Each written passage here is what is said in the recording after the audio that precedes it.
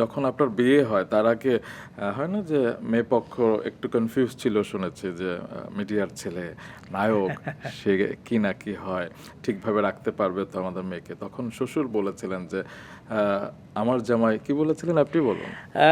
উনি আমার মানে অনেকেই বলেছিলেন যে এরকম যে কেউ হয়তো বলছে যে বাবা বা চাচা যা যে ছেলের সঙ্গে বিয়ে দিতে যাচ্ছেন সেই ছেলে তো টেলিভিশনে নাটক করে, তো দেখেন নাটক করা মানে তো আমরা তো জানি যে সোসাইটিতে অনেক কিছু ফ্রি মিক্সিং অনেক কিছু আছে, তো আপনার মেয়েকে এরকম একটা জায়গায় আপনি কি দেবেন।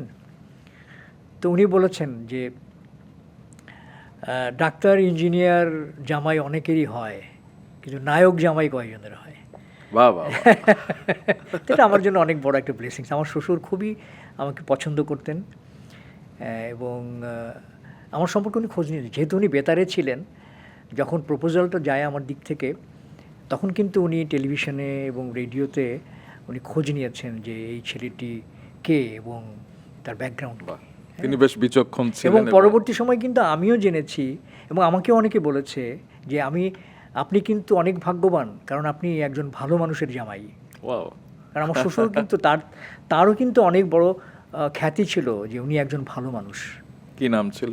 হাবিবুর রহমান। বাহ। হ্যাঁ, বাংলাদেশ বেতারের একজন অনুষ্ঠান সংগঠক ছিলেন।